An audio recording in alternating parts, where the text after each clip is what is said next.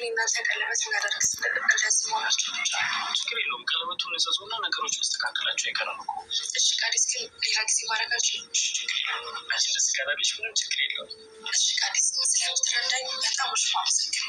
ከአንቺን እና ልጄ እኔ ምን አገኛለሁ? ይኸውልሽ እኔ የማልፈቅድልሽ አንድ ነገር ብቻ ነው። ምንድን ነው እሱ? እኔን አለማግባት አትችይም። እንደዚህ ገቡ ያክል ለሚሰማኝ በጣም እድለኛ ነኝ። እኔ ምሳሌ የሚረዳኝ ሰው ስላገኘ በጣም እድለኛ ነኝ። እድለኝነት እንኳን ከኔ አትበልጪም። በቃ ነገ እናስዋለን። እሺ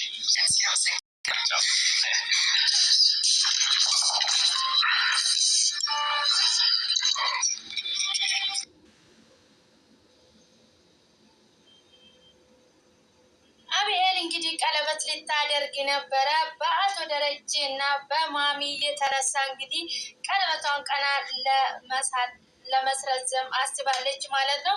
አቶ ደረጀ እንግዲህ በጣም ግራ ተጋብቷል። በዚህ ሰዓት እንግዲህ እውነቱ ወጥቶ ሁሉም ነገር ፍጠርጥቶ ወጥቶ እውነት እስክትሰማ ድረስ ማሚ እንግዲህ የመድኃኒትን ወሬ እና የመድኃኒትን መስረጃ አላምንም ብላ እራሷ ዲኤንኤን ለመስመርመር ነው ያቀደችው ማለት ነው። ይሄን ለማድረግ እንግዲህ ሆስፒታል ቀጥራቸዋለች ሁለታቸውንም ማለት ነው። ሰላምዬ ሜዳ ነበረ። አቶ ደረጀም እንግዲህ ለይም እንዲመረመር ሰጥቶ መጡ። እንግዲህ ማሚ እንግዲህ ከ3 ቀን በኋላ ይደርሳታል ማለት ነው የዲኤንኤ ውጤት ማለት ነው። ማሚ እንግዲህ እየጠበቀች ትገኛለች። ከዛ በኋላ ውሸት ሆኖ ከተገኘ እኔ የፈለኩትን ነገር እኔን አንተን መቅጣት ትችላለህ፣ እኔ ከሙሉ ልቤ አንተን ይቅርታ ጠይቃለሁ ብላ ነበረ ለአቶ ደረጀ። እንግዲህ አቶ ደረጀም እሺ ማርትዬ ብሏት ነበረ ማለት ነው። ነገር ግን መጨረሻ ላይ ምን እንደሚፈጠር አይታወቅም። አሁንም ገና ነገሮቹ አላበቁም ማለት ነው። ገና ነገሩ በትልቁ እየተቀሰቀሰ ይገኛል ማለት ነው። አቶ ደረጀ እንግዲህ በጣም ፈርቷል።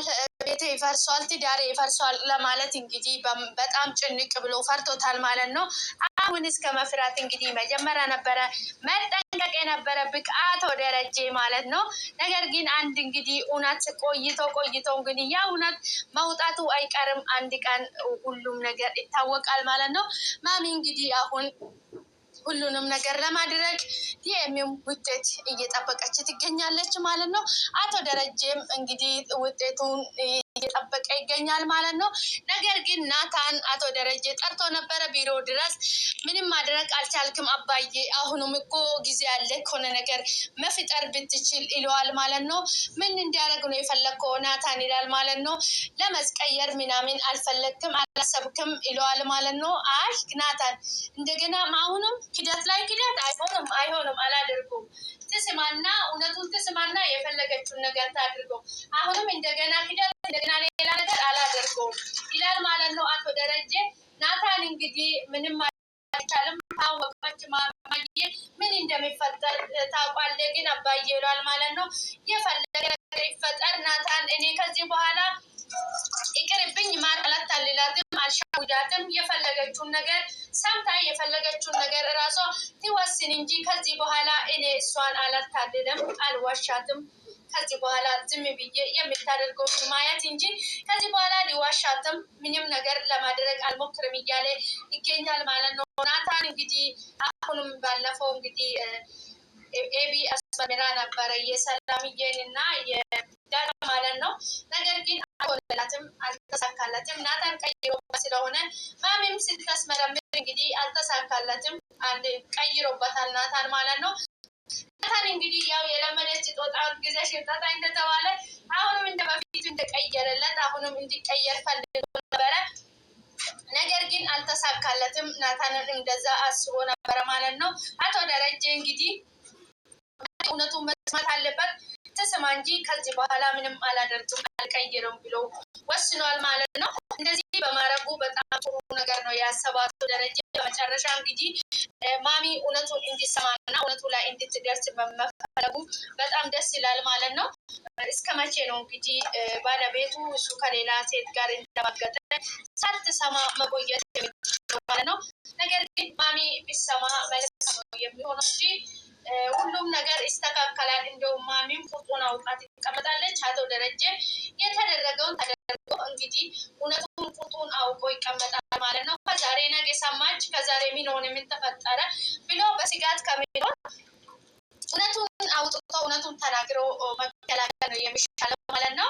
እንግዲህ ማሚ በመጨረሻ እውነቱን እንግዲህ ቁጭ ላይ እየጠበቀች ትገኛለች ማለት ነው።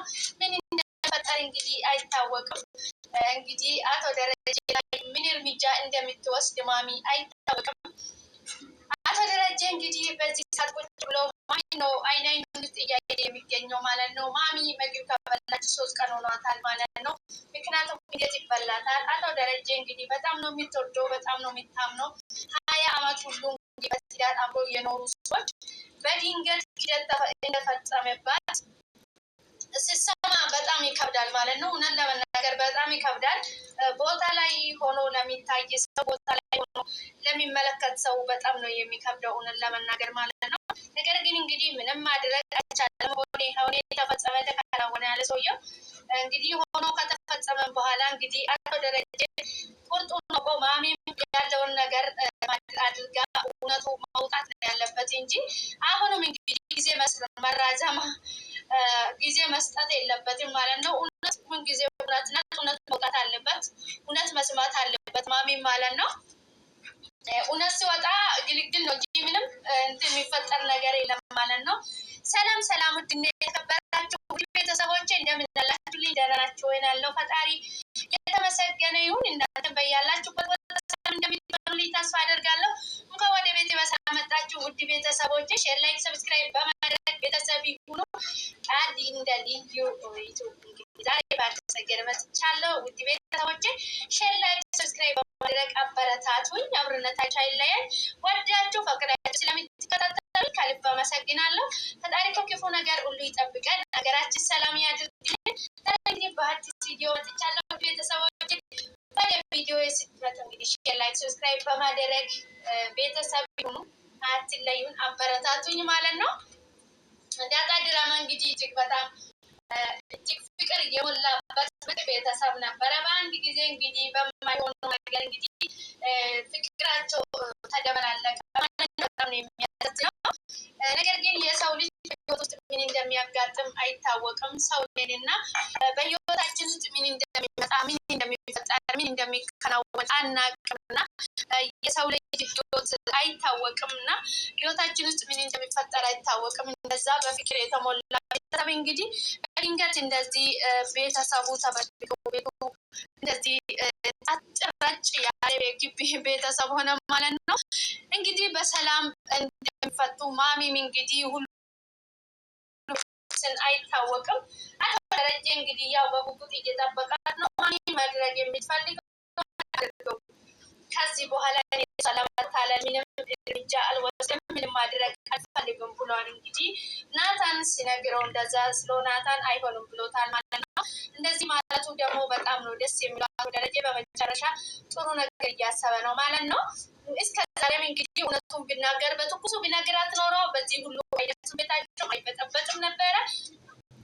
በትኩሱ እንደተፈጠረ እንዲህ ተፈጥሯል ማለት ብሎ ቢነግራት ኖሮ እንግዲህ በዚህ ደረጃ ባልደረሱ ነበረ። አቶ ደረጀም እንግዲህ ዝም ብሎ ነገሮቹን ዛሬ ነገ እያጓተተ በዚህ ደረሱ ማለት ነው። ያም ሆነ እንግዲህ ሁሉም ነገር ሰላም ሆንላቸው። እንግዲህ ማሚም ያው ሰው ነው እና ሰው ሳሳት የተሳሳተ ሰው ያው ከመሳሳቱ ይልቅ ደግሞ አቶ ደረጀ ከባድ ያደረገ ነገር ደብቆ መቆየቱ፣ እንደገና ደግሞ ከሱ ሳይሆን ከሌላ ሰው መስማቱ ነው። እነዚህ ነገሮች ናቸው ነገሮች የሚያከብሩት ማለት ነው። አቶ ደረጀ መድኃኒት ሳትነግረው እሱ ቢነግራት ኖሮ ለማሚ በጣም ቀላል ይሆናል ብዬ ነበር ማስበው ማለት ነው። በዚህ ነው እንግዲህ ማሚ እሱ ደብቆ፣ አንደኛ ነገር እሱ ደብቋት ይሄን ሁሉ አመት ቆይቷል። ሁለተኛ ነገር ደግሞ የሰማችው ከሌላ ሰው ነው። እሱ የልናገራት ለመናገር ፍቃደኛ እንዳልነበረ ነው እንጂ የሚያሳየው ይሄ። አንደኛ ነገር እሷ ከሌላ ሰው ነው የሰማችው። ሁለተኛ ነገር ደግሞ እንግዲህ ይሄን ሁሉ አመት